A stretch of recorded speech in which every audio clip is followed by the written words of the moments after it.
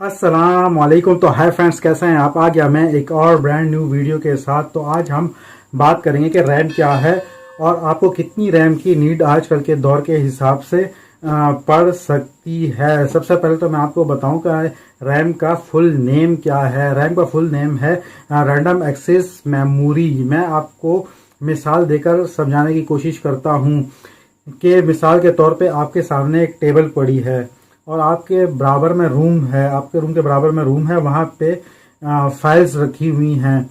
आप जाएंगे, वो जो फाइल की नीड होगी आप उठा के वहाँ से लाएंगे और अपनी टेबल पे रखेंगे, उसको यूज़ करेंगे और फिर टेबल पे रखी छोड़ देंगे। दूसरी फाइल लाएंगे, उसको यूज़ करके टेबल पे रख के छोड़ देंगे और फिर आप कुछ देर के लिए बाहर चले जाते हैं और वापस आते हैं तो आपको फाइल्स टेबल पे रखी हुई मिलेगी और आप आराम से उठा के दोबारा उस फाइल को यूज़ कर सकेंगे।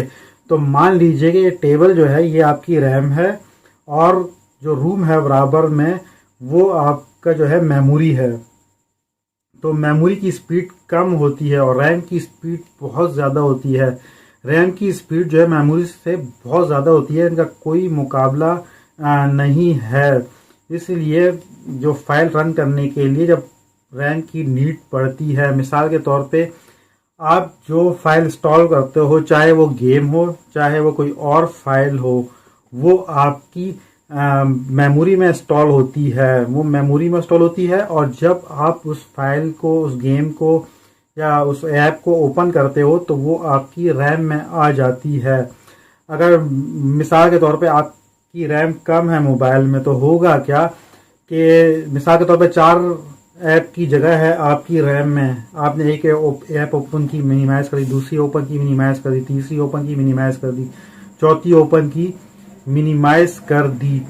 तो ये 4 ऐप तो आपकी रैम में पड़ी रहेंगी क्योंकि 4 की जगह है। लेकिन अगर आप 5वीं ऐप ओपन करेंगे तो उसमें से एक ऐप जो पहले से आपने ओपन कर रखी थी वो क्लोज हो जाएगी क्योंकि आपकी रैम में और जगह ही नहीं है उसको रखने के लिए।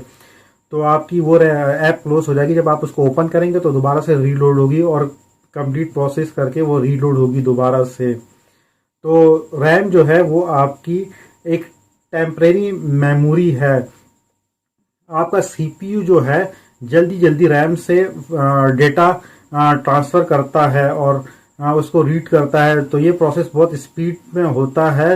रैम की स्पीड बहुत ज़्यादा तेज़ होती है इसकी वजह से। इसीलिए कहा जाता है पब्लिक के मल्टीटास्किंग के लिए ज़्यादा रैम बेहतर रहती है। आप एक टाइम पे उसमें 10, 20, 30, 40, 50 ऐप ओपन कर सकते हैं आपके पास ज़्यादा रैम होने की वजह से। पब्लिक रैम में भी स्पीड्स होती हैं, जैसे कि 800 मेगा हर्ट्स की रैम होती है, 1000 मेगा हर्ट्स की रैम होती है, 1400 मेगा हर्ट्स की रैम होती है। इसके अलावा अलग अलग टाइप भी होती है रैम में, जैसे कि DDR3, DDR4, DDR5, DDR6।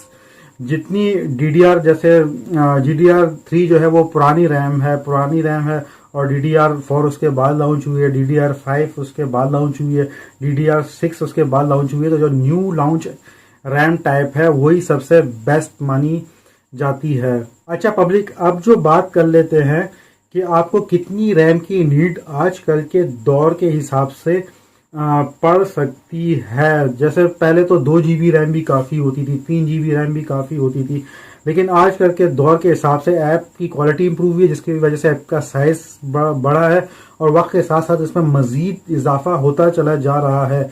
इसलिए आजकल के दौर में 2 GB और 3 GB के रैम काफ़ी नहीं है। मिनिमम भी अगर आपको अपने मोबाइल में ऐप सही तरीके से रन करनी है तो आपके मोबाइल में 4 GB रैम लाजमी होनी चाहिए। मिसाल के तौर पे जैसे आप 3 GB की कोई फाइल ओपन करते हैं, कोई गेम बड़ा ओपन करते हैं तो उसके रन होने के लिए काफ़ी जगह होगी। तो आजकल के दौर के हिसाब से मिनिमम 4 GB, और अगर आप ज़्यादा रैम चाहते हैं तो 6 GB रैम इनफ है। 6 GB रैम आजकल के दौर के हिसाब से पब्लिक इनफ है। आप एक बड़ा गेम भी रन कर सकेंगे और पीछे कोई 1 या 2 फाइलें मिनिमाइज करके भी रख सकते हैं, 3 फाइलें मिनिमाइज करके रख सकते हैं। तो इतनी रैम आपके लिए काफ़ी है। लेकिन अगर आप मल्टीटास्किंग करते हैं, कोई आपका ऐसा काम है कि एक टाइम पे आपको ज़्यादा फाइलें एक साथ ओपन चाहिए और मिनिमाइज करके बैकग्राउंड पे रखना चाहते हैं तो फिर आप इससे ज़्यादा रैम 8 GB रैम की तरफ भी जा सकते हैं। ज़्यादा रैम आपको फायदा ही देगी, इसका कोई नुकसान नहीं है। फायदा इस तरह से कि जैसे मुस्तकबिल में 2 साल बाद, 2 साल बाद, 3 साल बाद ऐप की क्वालिटी इंप्रूव होती है, साइज इंप्रूव होता है, तो आपके पास रैम का ऑप्शन मौजूद रहेगा। क्योंकि मोबाइल में तो आप रैम नहीं लगा सकते हो, पीसी में तो फिर भी आप रैम लगा लेते हो, लेकिन मोबाइल में जो रैम आपको मिलती है आप उसको बढ़ा नहीं सकते हैं।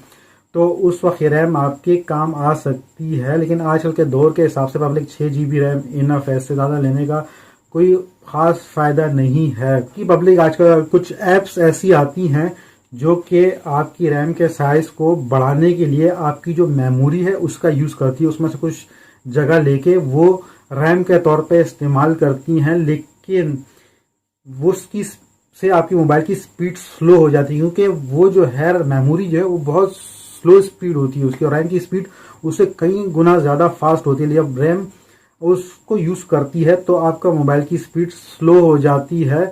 तो वो काम तो करती हैं, आपका रैम का काम करती है, लेकिन आपके जब मोबाइल ही स्लो चलेगा तो क्या फ़ायदा उसको यूज़ करने का। तो पब्लिक इस वीडियो में मैंने आपको कंप्लीट इन्फॉर्मेशन दे दी कि रैम क्या है और रैम आजकल के दौर के हिसाब से कितनी चाहिए आपको।